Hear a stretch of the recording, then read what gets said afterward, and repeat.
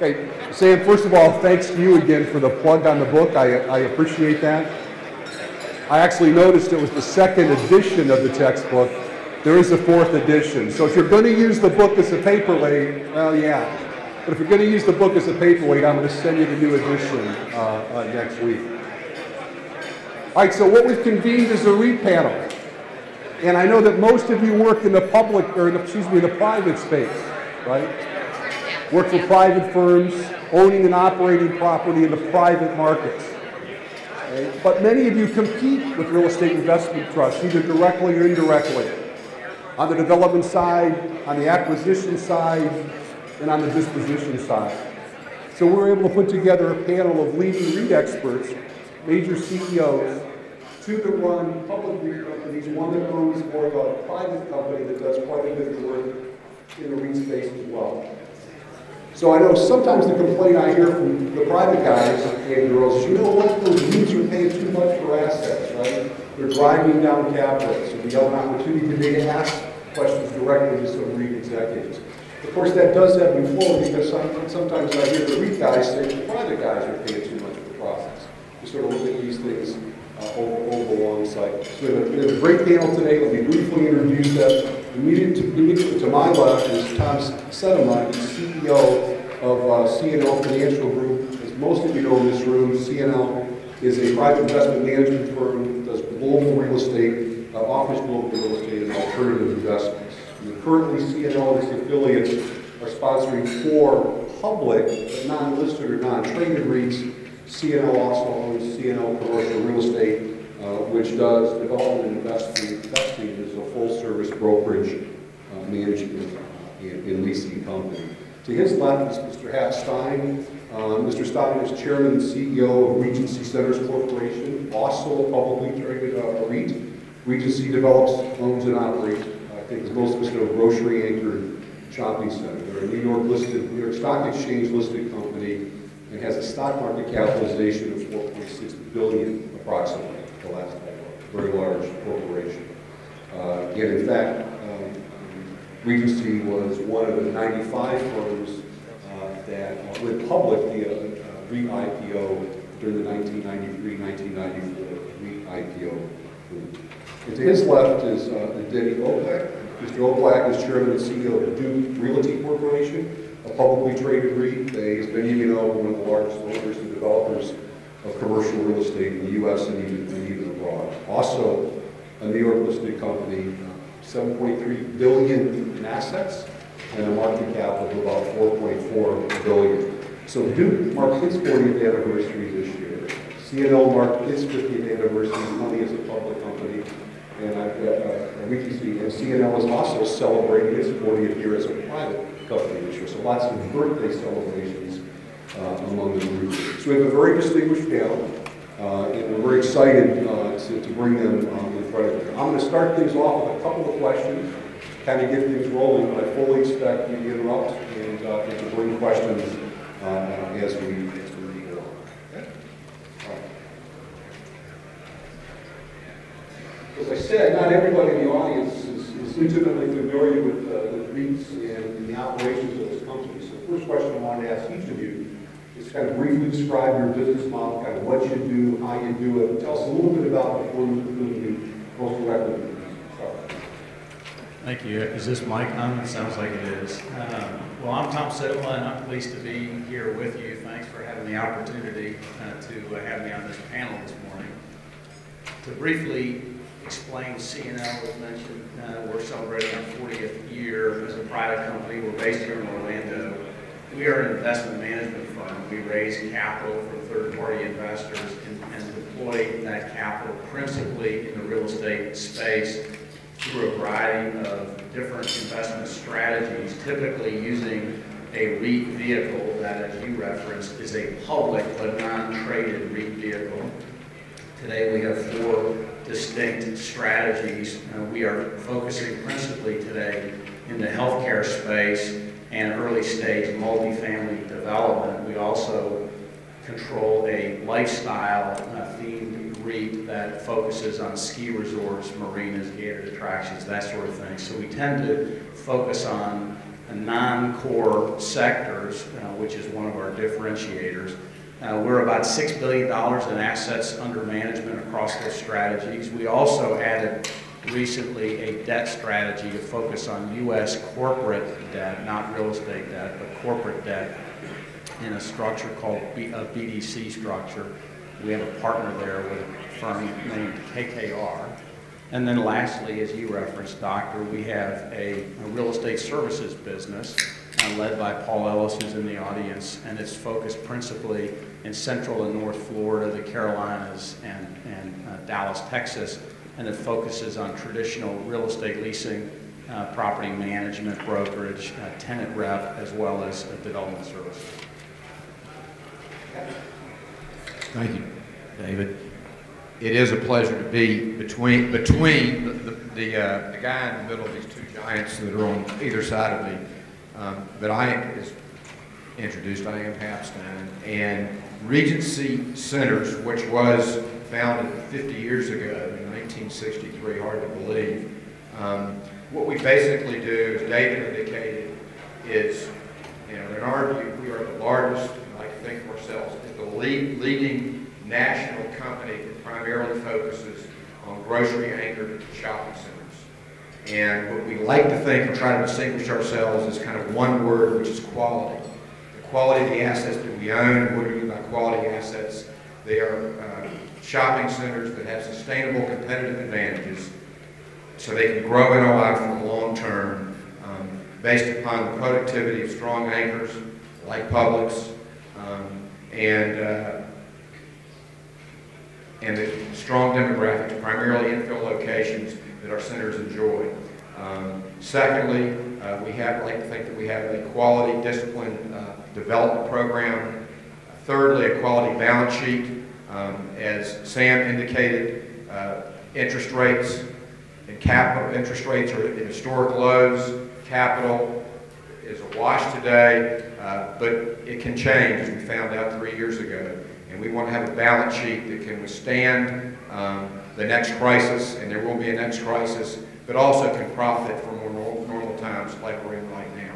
And finally, most important of all, I think we've got two of our people in the audience, Jim Thompson somewhere, one of my partners for over 30 years, and Ross Kirchbaum, who's a graduate of the program. It's our people, and we like to think that at least in the shopping center space, that we have the best professionals, the best team working together in the business. I'm Denny Oklak, Chairman and CEO of Duke Realty. As David said, in 2012 we celebrated our 40th anniversary in business. We started back in Indianapolis as an industrial developer back in 1972. And like Apple, we went public in 1993, along with a lot of other of our peer groups. So we've been a publicly traded real estate investment trust since that time. Today, our overall enterprise value is about $10 billion.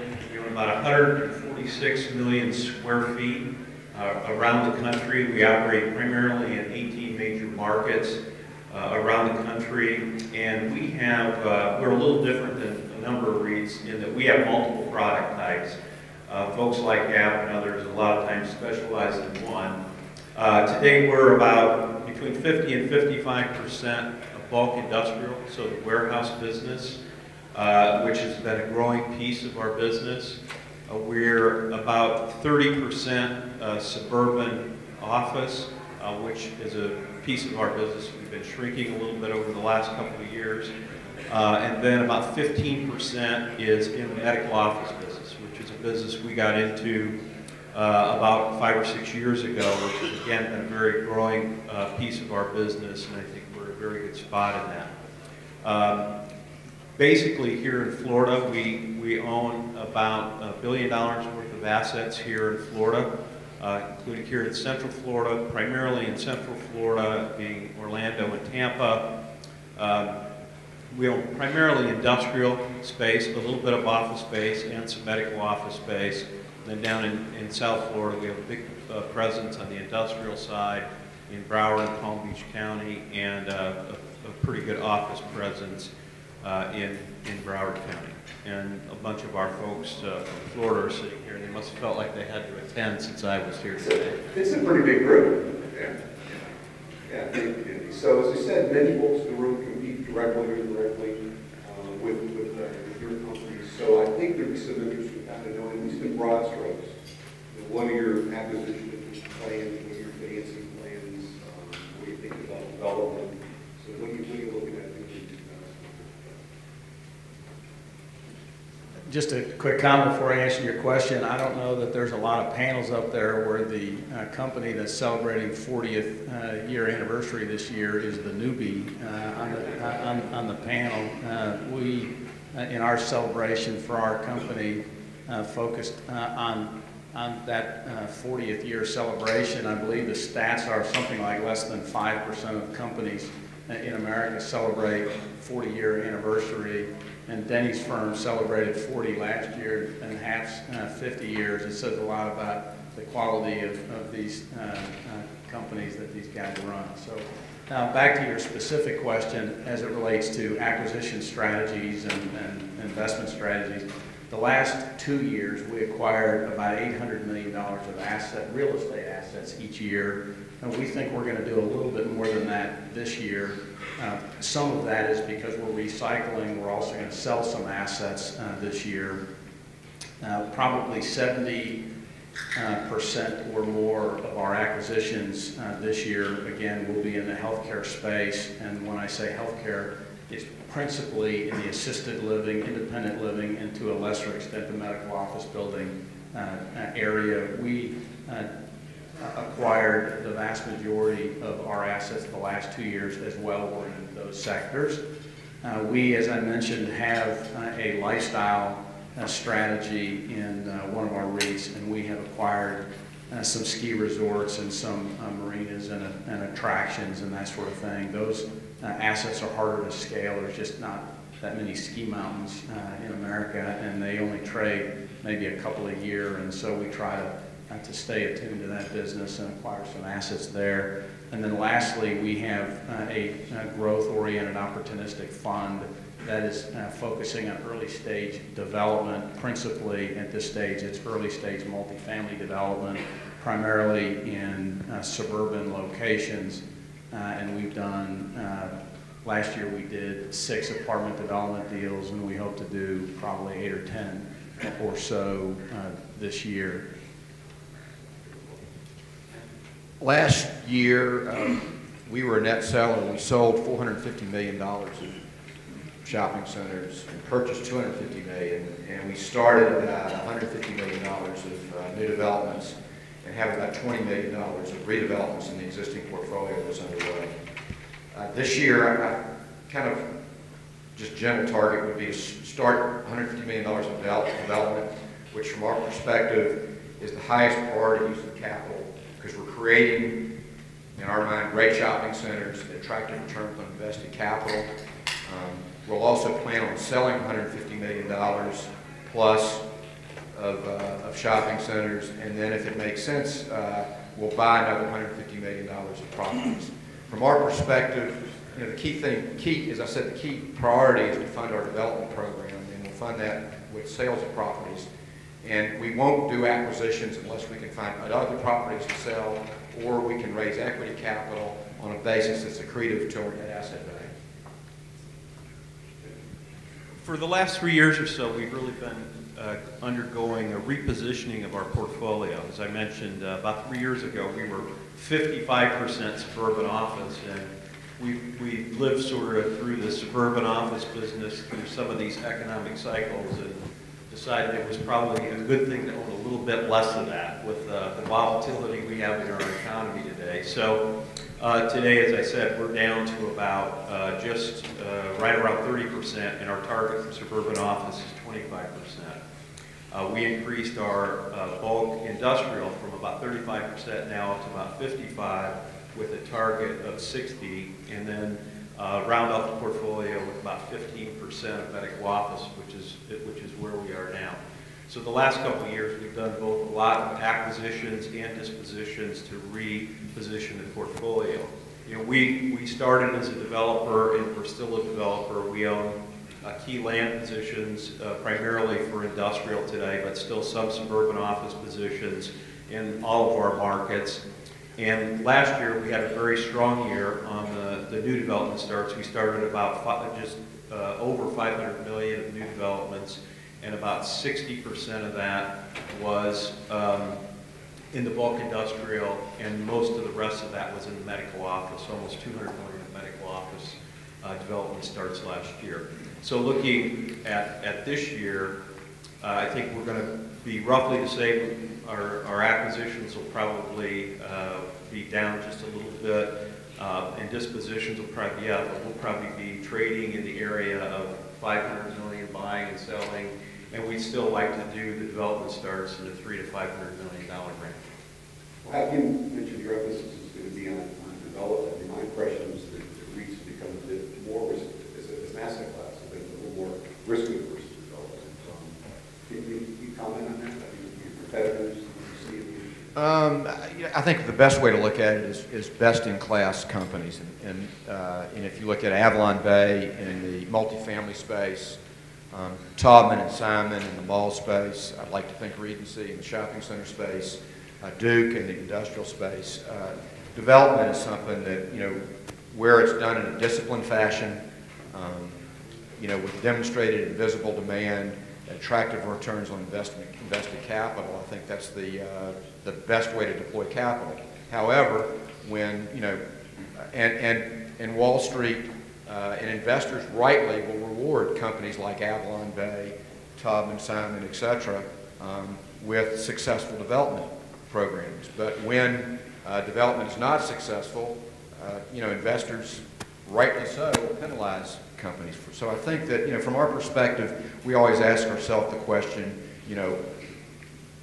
what makes sense? What would we do if we owned 100% of the company? And usually, if you do make the right decisions for the right reasons, and overall, Warren Buffett had the comment that in the short term, the market's a voting machine, but in the long term, it's a weighing machine. And if you weigh successful developments year in and year out, the market's going to eventually take notice. But in many markets where, by some estimations, asset prices are still down 20 to 30% from the peak, is it hard to find development opportunities in those markets where asset prices are still down, replacement costs or construction costs? What are your thoughts?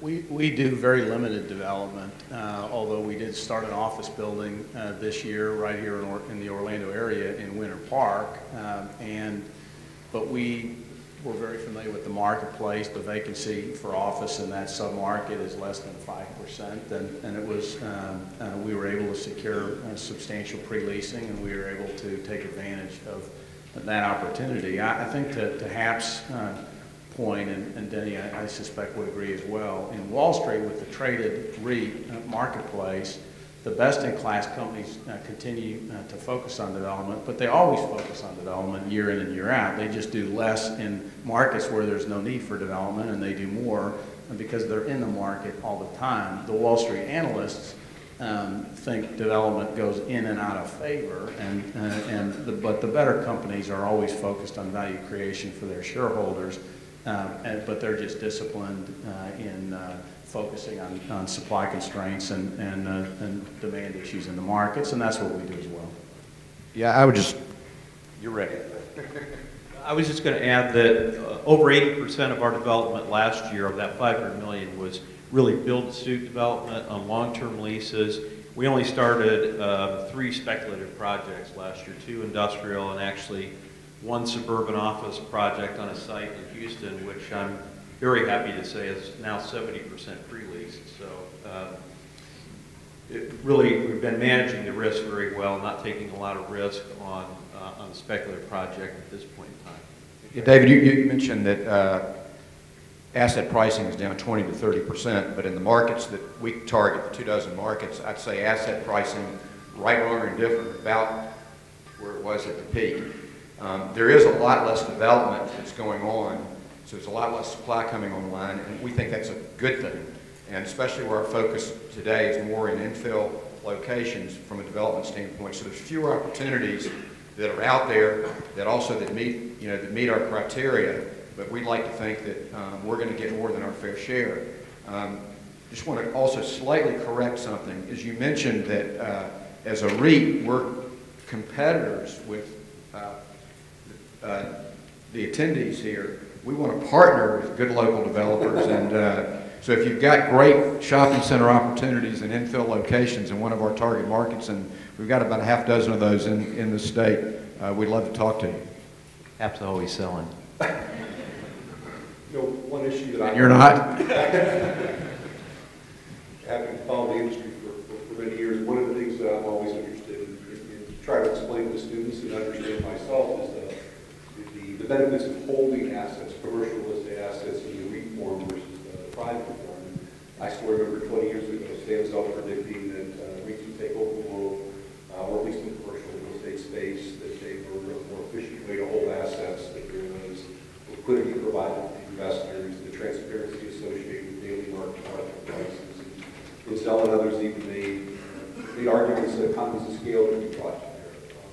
But we haven't really seen that. 20 years ago, REITs, public REITs held probably 10 to 50% of investable commercial real estate in the United States. And today, I think that percentage is largely unchanged. So what kind of happened to REIT revolution, thinking bigger outside your own companies?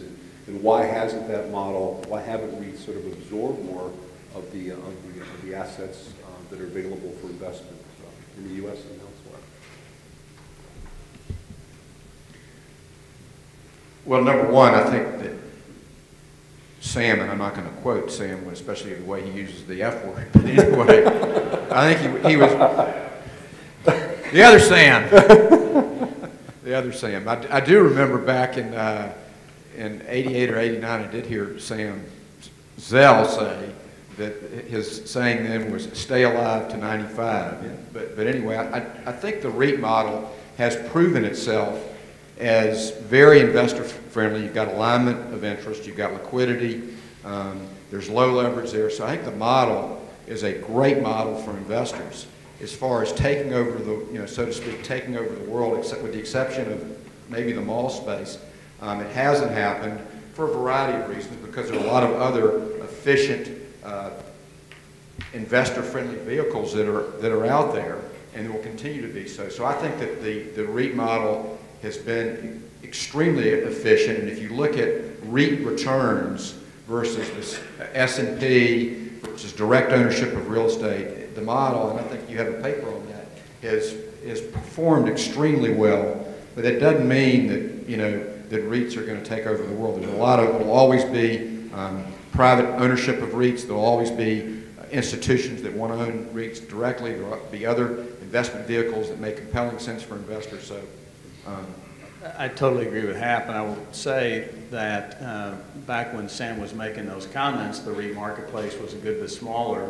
Today, I think public REITs probably control $1 trillion of real estate. What's the equity market cap in REIT members? It's got to be $650–700 billion. I mean, it's a very, very large ownership sector of the economy. Sam Zell has made a lot of quotes. Thankfully for him, he's right more often than he's wrong.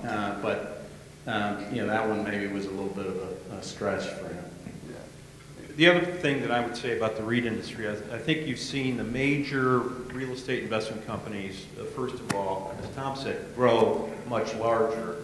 When we went public back in '93, we had a $600 million market capitalization, and today we're at $10 billion. So, Hap's the same way.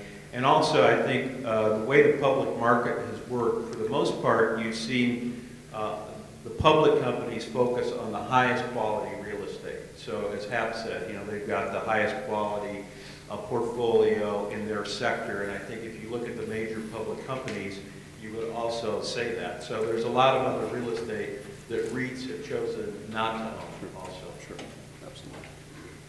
So another question I had, and then maybe we'll open up for some audience questions in a minute, and this is something that I get asked by professional friends often. REITs have been shedding, or a number of REITs have been shedding assets in secondary markets.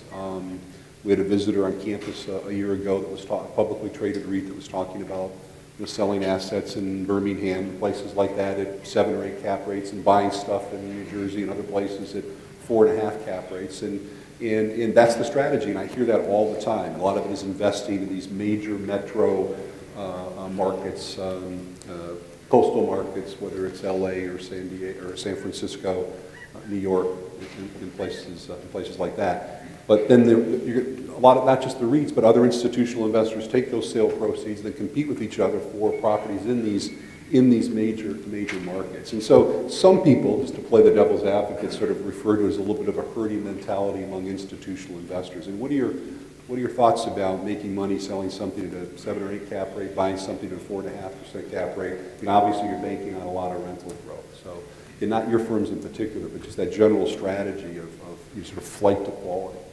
Well, I encourage all the public traded REITs to follow that strategy because we're taking the opposite strategy, and then we get better pricing on where we're focused. But most of the traded REITs, given sort of the Wall Street research and so forth, do focus, especially the larger cap best in class, focus on sort of the major markets and maybe the gateway cities or so on and so forth.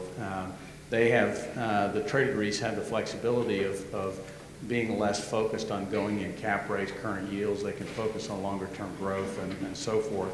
With the nature of our capital at CNL, we tend to follow a different strategy, and we tend to acquire, we'll buy healthcare in Peoria, Illinois, in partnership with a strong healthcare operator who has tremendous knowledge of that marketplace and has a strong track record, and we can buy that asset at a cap rate that's maybe 100, 150 basis points higher than what we would buy the same asset in Washington, D.C. or Boston. We can finance it on an asset level basis, essentially with no differentiation in cost of debt capital. So our return on a current yield basis is substantially better there. Likewise, in our multifamily program, we're not focused in sort of urban infill. We focus more on suburban. So we'll partner with apartment developers, buying apartment land at $10,000 a door, building a community at $100,000 or $115,000 a door.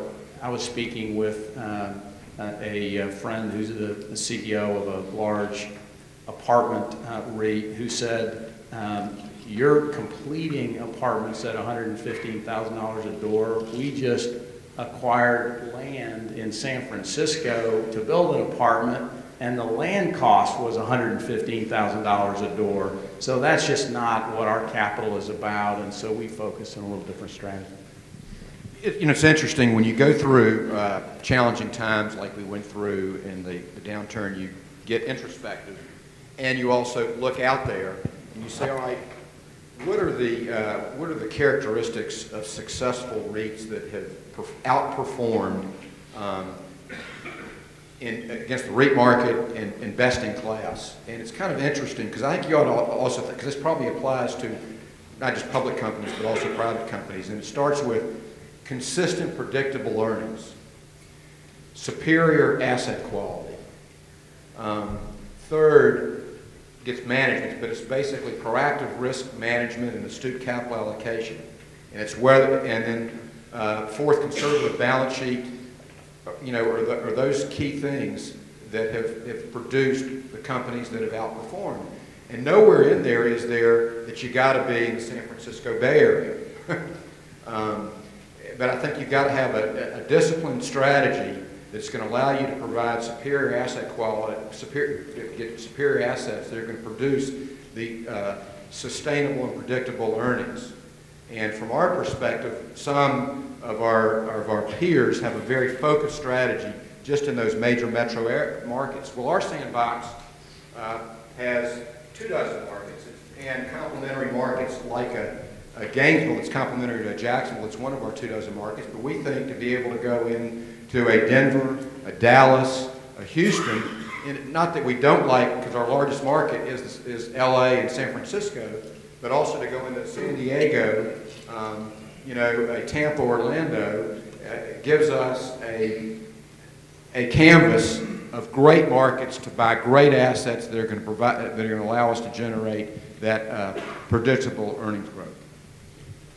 Well, I agree with Hap. That's really a key in that predictable earnings growth really entered into our strategy a little bit to downsize the suburban office. And then I think, David, it really depends on the product type that you're in. If you look at the office business, I think the coastal markets clearly outperform, and we've been in just about all of them, so we understand it. So when we get done with our repositioning, a substantial portion of our suburban office assets are going to be basically along the East Coast, in South Florida, in Broward County, in Raleigh, and in Washington, D.C. And we like those markets from an office point of view. They do fine. Today, our largest single market is still Indianapolis, where we own 20 million square feet of bulk industrial product. And Indianapolis, with its central location, is just a great distribution market, and we've been doing very well in that business for 40 years. So we're planning on staying there. So again, some of it depends on the product type. Yeah, I was just going to add, if I may, I think the product type is pretty critical. Most shopping center REITs wouldn't say that Jacksonville and Gainesville would be those kinds of markets that you would want to concentrate in. But for Regency, who's been in those markets forever and knows sort of every corner, every tenant, every potential opportunity for development, likewise, Indianapolis is not on many large REITs sort of must locate in, but Duke has been there and knows everything about that market. In our business, when we partner with operators in the healthcare space or developers in the multifamily space, we partner with operators or developers who have that local knowledge in those marketplaces. And we say we always want to avoid paying the dumb tax. We don't want to go to some market with, that we don't know, with an operator who doesn't know. That's just not what we're gonna focus on. But we certainly can feel confident about stable, steady growth and occupancy gains and rental growth when we're in markets that we know or our operating partners know incredibly well.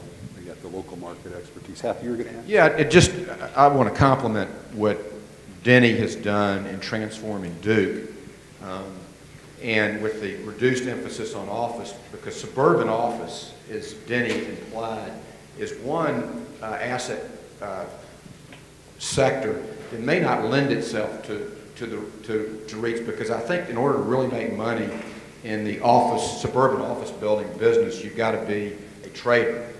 And even though we do a lot of capital recycling in our business and will continue to be, it's been a part of our model forever and will continue to be, you shouldn't be investing in assets that you know you're going to be trading in and out of. And I think that the transformation that what you've done at Duke is one that makes all kinds of sense.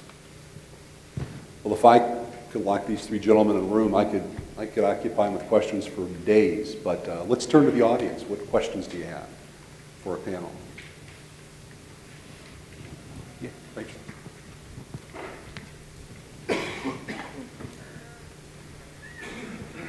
Over the last 5 or 10 years, we've seen a significant increase in the regulatory environment, specifically related to accounting standards and Sarbanes-Oxley. And some folks have said it creates a tax on your employees, the amount of time that they have to spend doing these things.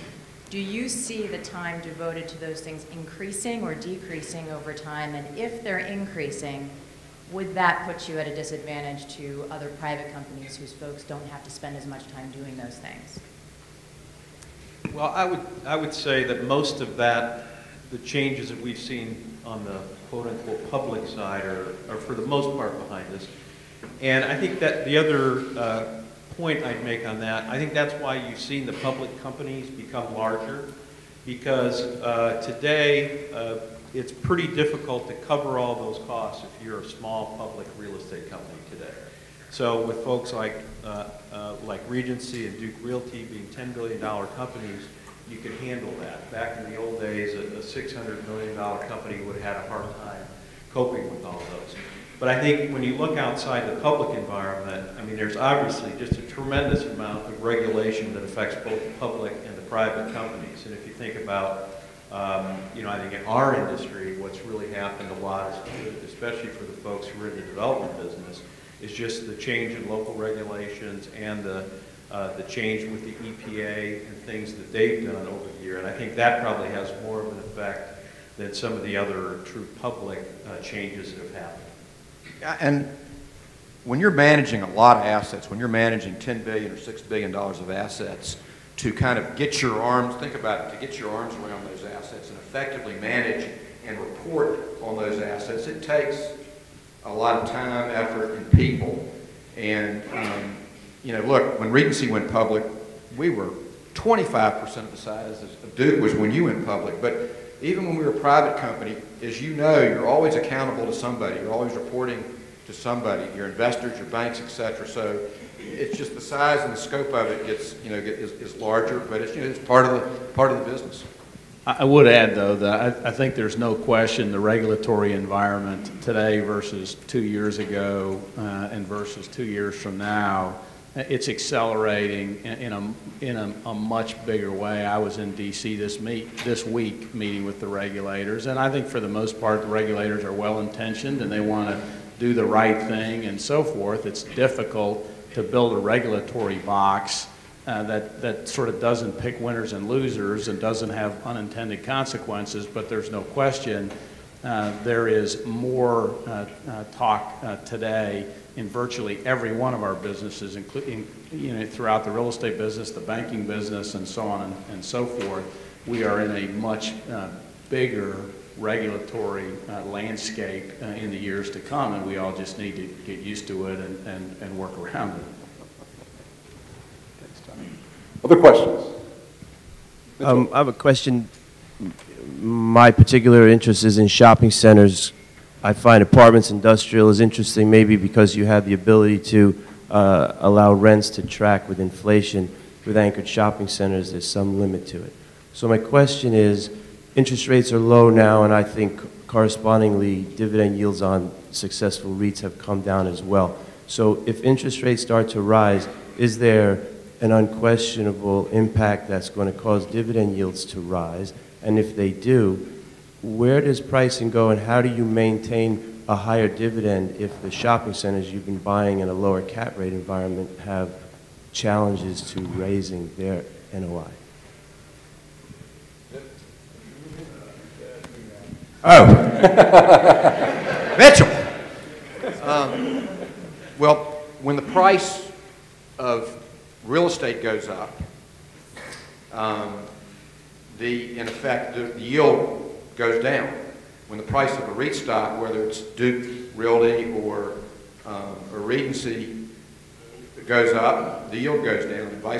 And if prices come down in the private valuations or in public valuations, then yields are going to go up.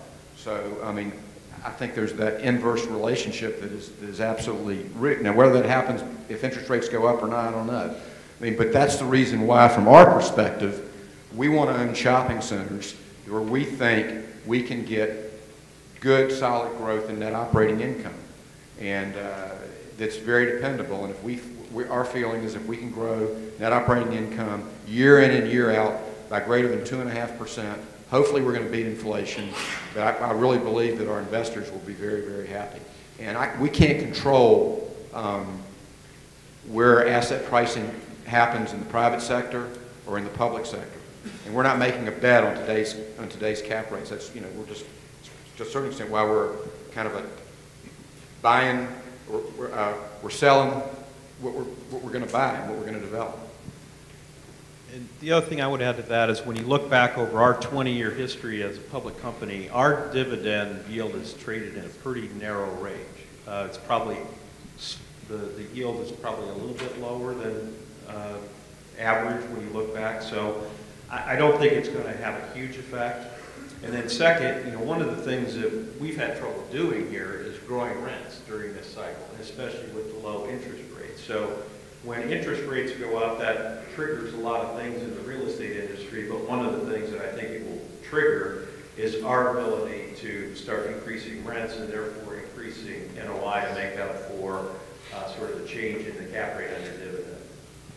We're focusing in virtually every one of the sectors that we invest in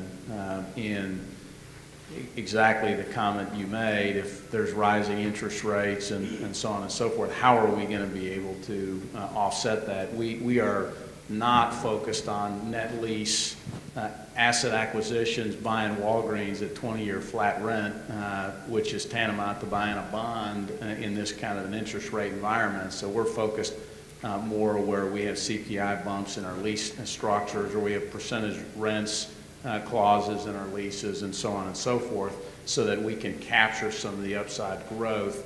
But I will say cap rates have been coming down, but interest rates have been coming down for capital intensive businesses like real estate. All three of us run very moderately levered portfolios, but our cost of debt is very low today relative to historic levels. Cap rates are clearly down. Debt costs are going to go up. Cap rates will likely adjust accordingly.